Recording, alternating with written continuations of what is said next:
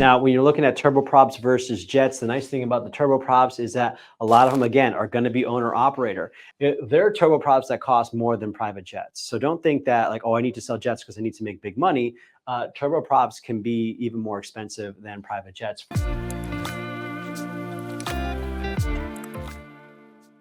Hello and welcome everybody to the Jet Life Podcast. My name is Tom Lelio. I'm your ultimate jet guy. Today we're pulling back the curtain on aviation to decide what market that you're going to be selling in. And we're going to get right into it. But if you have any questions, go ahead and put them in the comments below. Welcome to our YouTube family, our Facebook family, LinkedIn. Y'all are here. We really appreciate you being here today. It's going to be a quick one, but we want to get started right away. So when we're talking about what kind of market that we're going to get in, first thing we're going to start at the top of the funnel. We have to decide, are we going GA versus business? Okay, so you're going to ask yourself, are you a general aviation person or are you business aviation? Now, there's also commercial aviation where you're selling 737s and Airbuses and things of that nature. But really, we're going to go between GA and business. And general aviation is going to be mostly your single pistons. Maybe you get into turboprops. But mostly it's owner operators, and you can make a good living, you know, selling 172s, 182s, Pipers, Diamonds. I mean, there's a lot of volume that can be done in the general aviation world. It's what you see when you go to Sun and Fun, when you go to Oshkosh, you know, all the EAA stuff. And you can make a good living. Shout out to my buddy at McGill Aviation, Ryan McGill. He's on TikTok if you want to find a plane. I got to meet with him in Sun and Fun. And so, you know, GA can be a great place to be in. Next, you want to look at business aviation. Now we're getting into the turboprops. We're getting into the light jets, the mid-size jets, the heavy jets. And business aviation is where you're going to kind of shift and look at NBAA, the National Business Aviation Association, as opposed to like an AOPA kind of a thing. And let me, I apologize. Let me go full screen here for you guys. Sorry about that. So we're looking at business aviation is going to be light jets, turboprops. Usually things are going to be $500,000 or more, all the way up to, you know, $10-20 million. If you're looking at the super heavy jets, things that like Steve Arsano and the jet business are slinging. So check him out if you're also looking to be a broker. And so whether you're a buyer or broker, we're here to help you buy or sell without wasting time or losing money. So GA versus business. For the purposes of today, we're going to go into business. Okay, so we're going to choose business. Now we got to get into, do we want to do turboprops versus jets? Okay, now when you're looking at turboprops versus jets, the nice thing about the turboprops is that a lot of them, again, are going to be owner operator. And there are turboprops that cost more than private jets. So don't think that like, oh, I need to sell jets because I need to make big money. Turboprops can be even more expensive than private jets. For example, what's really interesting, if you had like a $3 million budget, okay, you can get a newer, nicer, like aesthetically nicer, newer aircraft, a better one in the turboprop category versus $3 million jet. A $3 million jet's going to be older than the turboprop. It's going to be less fuel efficient, but it also might be more capable. And so you really have to ask your question, like, do I want to do turboprops or jets? Here's the thing. Jets are for individuals that need the performance of a jet, because the jets will go faster, they go higher, and in most cases further when you get into the midsize and the heavies. So we want to keep an eye out for that. But good morning. What's up, Tony? What's up, Ryan? So the jets are going to be, usually they're going to be faster. We're talking from like 200 to 300 knots in the turboprops to 300 to 400 knots in the jets. We're talking, they're going to go higher. They're going to go above the weather. So a lot of the weather is going to be at, 18 to 28,000 feet. That's kind of where the turboprops, kind of max out at. The jets are going to get above the weather. Okay. But it's going to cost you more in fuel and performance to get higher. And they're also probably going to go further, especially if you're looking at mid-size and heavy jets. Jets are going to go up and down East Coast, across the country, that sort of thing. But all of this comes at a cost. So the turboprop is going to be more cost effective. It's going to be less maintenance. There's less stuff going on in there. It also may be more useful.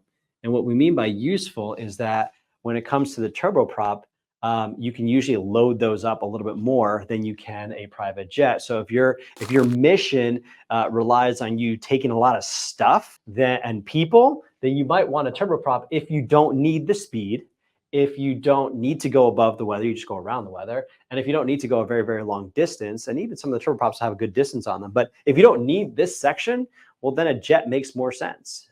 Then a turboprop makes more sense if you don't need this stuff. So as a broker, you got to ask yourself, like, well, do you want to deal with the guys that are looking for this, or do you want to deal with the guys that are looking for this? These guys, the turboprop guys, are more owner operator. They're more down to earth. They're more like really invested in their aircraft because it's their personal thing.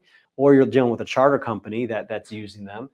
These jets, they may be owner operators, but they're usually guys that are just kind of in a different worldview, different mentality than the turboprop guys. So you've gone from general aviation, you've chosen business jets, you've gone from turboprops versus jets, and then you've chosen jets. Okay, so now we're in the business jets. And now we're gonna look at light versus mid versus heavy.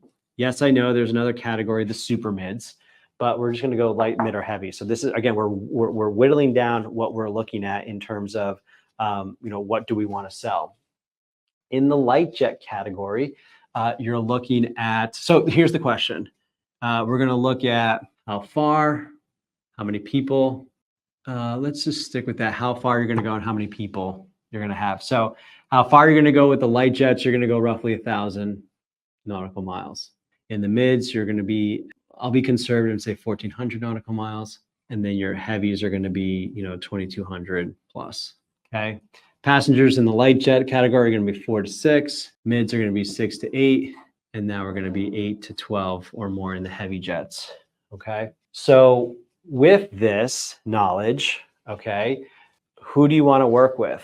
You also want to think about what it's going to take in terms of getting a deal across the line. When you're dealing with a light jet, by nature, there's less stuff to break. There's less of a thing to inspect. So your maintenance and your pre-buy stuff in a light jet is going to be less involved than with a heavy jet. A heavy jet's going to have a lot of components that you're going to want to know about. They're going to have, a heavy jet's going to come with programs that you're going to have to know about. There are going to be 2 pilots that you're going to have to worry about their training. There's going to be probably operators involved. And just to give you an idea, the starting out point in terms of budget. Okay, with a light jet, we're going to be between 500K, around 500K to $1 million to kind of get started. For $500,000, we can find an old Citation that's flyable, that's not just junk. In the mid-sized jet, we want to be in the 2 million to 4 million starter range. In the heavy jets, we want, I'll say 6/8 million to 10 million. To get our first jet that's going to be heavy. So just by their nature, the markets that you're dealing in are going to be, I don't want to say easier because it's a lower price point, but you just got to think about like the individual who's spending $1 million on a jet versus the individual who's spending $10 million on a jet. These deals are going to be more complicated. They're going to involve more people. They're going to involve flight departments. They're going to involve pilots, they're going to involve lawyers, they're going to involve CPAs, and it's a big production that we're getting into when we start going here. Versus in a light jet, you probably have an owner operator, or maybe you have an owner and a pilot. Maybe there's a mechanic that's like a 1-man shop or 4 people shop. Like the heavy jets, like you're taking it to a service center and doing a whole bunch of inspections to it. The lights can be a little bit simpler. And then when we talk about if somebody has a higher than $1 million budget, okay, or a higher than 4 million or higher than 10, now we're getting into the levels of the vintage. So I'll stop here for a second. We've picked business aviation versus general aviation. We've chosen that we're going to do jets instead of turboprops. Okay. Now we're going to do light, mid, or heavy. Okay. For the sake of argument, I'm going to go with light because that's kind of where I like to be and have found success in. Now that we've chosen light,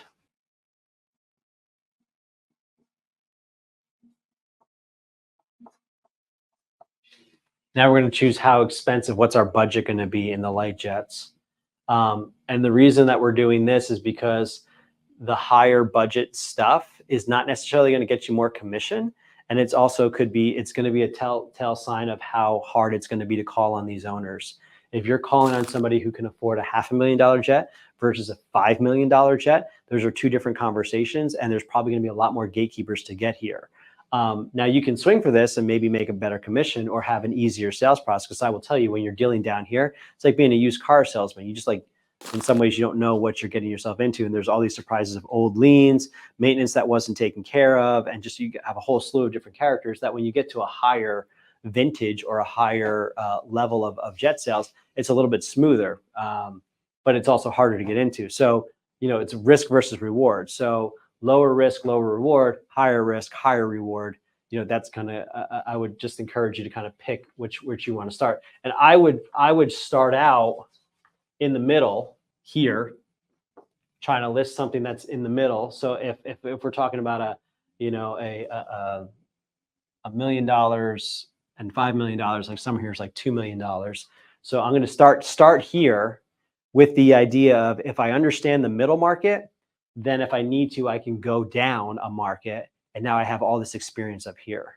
So if I start in the $2 million range with, let's say, a Citation 560, if I need to, I can drop down into a 501 or a 550 market, because these guys are probably going to want to upgrade to a 560. Okay. And then I can also, one day I'll get into the Encores. These guys are going to want, the 501s, 550s are going to want to get into a 560. So if I've already called through the 560 market, I know the market, I know what these planes entail. When I talk to the guys down here, I can talk to them and I can encourage them. Yeah, man, the 5 market, it's currently doing this. And oh, don't you love the upgrade on the JT15D-5 engines? Like, it's a lot better thrust than on the -4s, and it's got the unconditioned blades, so you don't have to worry about that. And now I can have a conversation with the things that they want. Okay, so I start in the middle. So we're business jet, light jet, and then I'm in the middle. I'm not the most expensive light jet. I'm not doing the bottom of the barrel light jets yet. If I don't find success here, I can come down here if I need to, right? So now we're in the middle of the, and now we got to pick. Now we got to pick a make and model. Okay, so now we got to choose. What kind of manufacturer are we looking at? One of the biggest ones is obviously Textron. They took Cessna and Beechcraft. Okay, so your Hawkers and your Citations, like that's kind of where we're at in here. You've also got Lear is a big one. Okay, not really supported anymore, but that's a common one. You've got Bombardier, but they're not really in the light jet category. You've got Embraer, and you're looking at your Phenoms. Beechcraft, you also got your Premiers. You've got your Honda Jet. You got Eclipse. Oh, how do I pick a make and model? Well, we're going to go into this and we're going to check out on controller and see what's available. Aviation, aircraft sales is a popularity contest. If there's a ton of something on sale, it probably means that there's a ton of people that want to buy it. Or when you look closely, it might be because it's a fire sale. Nobody wants it anymore, but we're going to take a look at it and see, how do we pick a make and model? So, and this is like Ford, it's like Chevy, it's you pick a team and then you just pick a team and then you look at the competitors and compare them to a team. It's easier to pick a team and then compare things around it, as opposed to like, okay, I'll look at the Cessnas and the Lears and the Phenoms and like try to compare all three at once. Pick a team and then kind of compare them, so it's just a bit easier for you to organize the information. So again, for us, we're going to go with the tech. We're going to go with the Textron. We're going to go with the Cessna. We're going to go with the Citation line. Okay, and then we're going to look at it, and there's different makes and models. We're going for the light jet, so you might be at the 560, but within the 560, you've got the straight 560, you've got the Ultra, which is a little bit newer, and you got the Encore. So within your make and model, you'll have different years or different models, I guess, if you will. And so you just learn the basics on these. We go through it. We go to, and I'll show you exactly how we're going to do that on the screen right now. But this is how we break down from the very top of how do we figure out the make and model. If you have questions, go ahead and put them in the comments below. But just to kind of go over this one more time, general aviation versus business aviation, we chose business. Turboprops versus jets, we went to jets. Light, mid, and heavy, we went with the light jets. Price point, we went with the middle range of the light jets that we're going to be looking at. So we're in like the $2 million range, so that this is going to directly impact the make and model, because now we're looking at, you know, maybe Phenom 100, a Citation jet, not quite the Honda. The Honda is going to be a little at the top of it, but we can look at it. We're looking at Premiers. Okay, so now that I know my price, my light jets in this price point, you know, around $2 million, now I can pick the make and model. Then once I pick the make and model, let's say I went with a Citation jet, now I can pick a CJ, CJ1, CJ1 Plus, and just find out more about that. So again, if you've got any questions, let me know, but let's go ahead and switch. We're going to go into the screen. All right, so here we are in controller. Yeah, the Falcons, that's right, that's right. Hey, Ian, what's up, Frank? So, okay, so we're in controller. We've decided we're going to go with the jet aircraft. So click on jet aircraft. Let's see what we got here. Okay, so now we're going to go to the category. I guess we already did jetcraft, so we're good there. Next, we'll go to the manufacturer. We decided we're going to go with Cessna. But even just right here, look at the manufacturer on the light jet category. There's 342 light jets by Cessna for sale. There's 200 from Gulfstream, 151 from Bombardier, 129 from Dassault, 98 from Lear, 85 from Hawker, 63 from Embraer, which shows the Phenoms and the Praetors, Beechcraft 36, Boeing 32, and Cirrus 30. So these are the popular ones. So if I'm thinking like about getting into the jet market, I want to know what the popular jets are. All right. So let's explore. Let's just do the Cessnas. All right. Then we go to select models. Citations. There's 4 Longitude, 750s, 19, 26, 16, 61. Whoa, what's going on here? Citation 560s. Oh, wow. There's a lot of these. It's including the XLS. These are mid-size, so that's going to impact the numbers. 550s. There's 53 there. 525s, 112. So you can get a picture now, right? We're getting a picture of what's popular. So we've decided on business jets, and now by using controller, we can see it's a popularity contest. A lot of 550s here. A lot of them are Citation 2s. Maybe that means it's a popular model. We'd have to look and see, like, are things actually selling, or is this like a fire sale situation? Or is there just a lot of them? I'll tell you, there's like 400 plus 550s in the world. So there's just a lot of them that were made. So when they go for sale, the fact that there's 30 for sale, that's less than 10% of the total fleet. So that's about right. That's about average. But what you want to worry about is if you saw like 100 of them for sale, where it's 25% for sale, and then it's like, okay, that's a bad market to be in. So, we're looking in here, and let's take a look at the Citation. Let's go with this CJ. So the Citation jet right here, 18. So the 525s, Citation jet, I know that that's in the $1 million to $2 million category, so that's why I'm going to look at that. Maybe I'll look at the Mustangs too. Okay, apply filter and close. And now we start looking at them. Okay, 1.5 for the CJ. Here's a Mustang. CJ's 1.7, 1.7. Okay. So this might be a market that I want to look into now. And now I have to go through the training. The steps of establishing. Hold on, let me get rid of the Citation jet. Let's say I pick the Mustang. Now I need to go through all the steps that we talk about how to do a market valuation. How do I go to controller? What are the what are the steps that I need to take? And let me see if I can pull this up. Yep, here we go. So this is from our Jet Life Academy, where we teach you how to do a market valuation by understanding the makes and models. These are the details that we're going to want to need per make and model. And then when we call the brokers, we're going to want to ask them these questions to get a real good sense of the market. And we put that all into our market report right here that we're starting to build. We get the year, the serial number, the registration number, and this is all the spreadsheet that you guys can make on your own.